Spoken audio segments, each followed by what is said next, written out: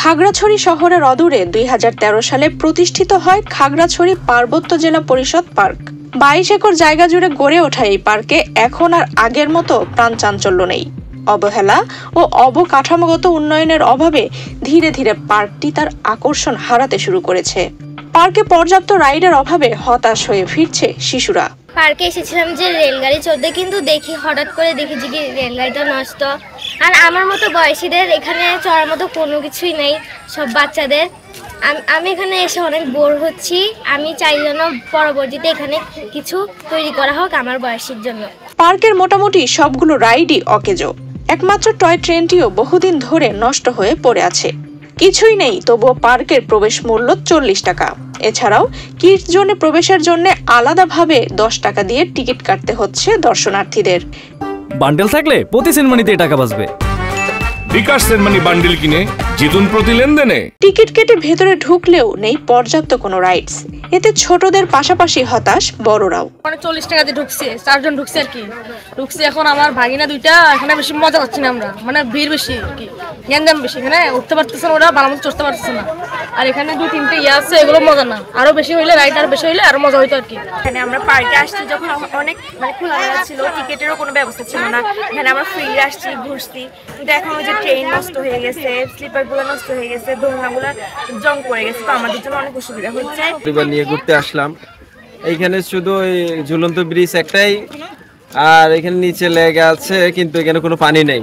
আর এখানে ওই বাচ্চাদের এখানে আসার জন্য টিকিট কাটেও ঢুকতে হয়। প্রথমও টিকিট কাটে ঢুকতে হয়, আবার এখানেও টিকিট কেটে ঢুকলাম, কিন্তু যে হিসাবে আসতেছে যে হিসাবে বাচ্চারা আছে ওই হিসাবে খেলনার সরঞ্জাম নাই।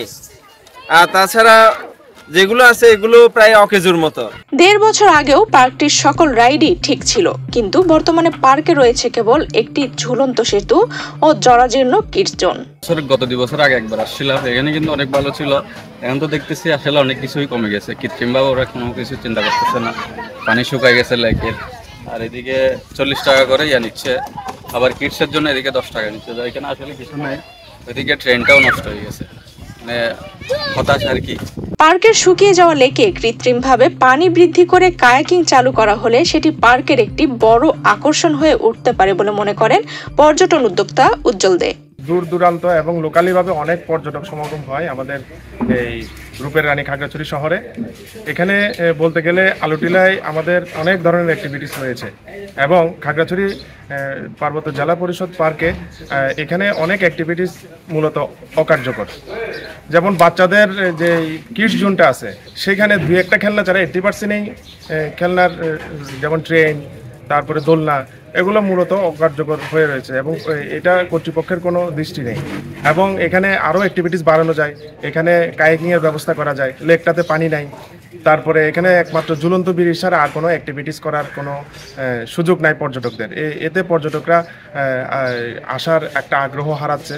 পার্ক সংস্কারের বেশ কিছু প্রস্তাব ইতিমধ্যে জেলা পরিষদ চেয়ারম্যান ও মুখ্য নির্বাহীর কাছে জমা দেওয়া হয়েছে বলে জানান আহ্বায়ক জয়া ত্রিপুরা। এখানে যেগুলা 20 একর জায়গার মধ্যে যদি আমরা ছোট ছোট করে যদি কটেজ তৈরি করতে পারি, তাহলে আমাদের পর্যটকদের জন্য ভালো হবে বা আমাদের সোর্সও বাড়বে। এই বিষয় নিয়ে আমি চিফ স্যারের কাছেও আমি কথাটা বলছি, চেয়ারম্যান মহোদয়ের সাথেও আমি আলোচনা করছি। যদি এই সুবিধাটা পাই তাহলে আমাদের খাগড়াছড়িবাসীর জন্য অনেক উপকৃত হবে বা পর্যটকদের জন্যও সুবিধা হবে। বর্তমানে মাসে অন্তত 10,000-এর বেশি দর্শনার্থী এই জেলা পরিষদ পার্কে ঘুরতে আসেন।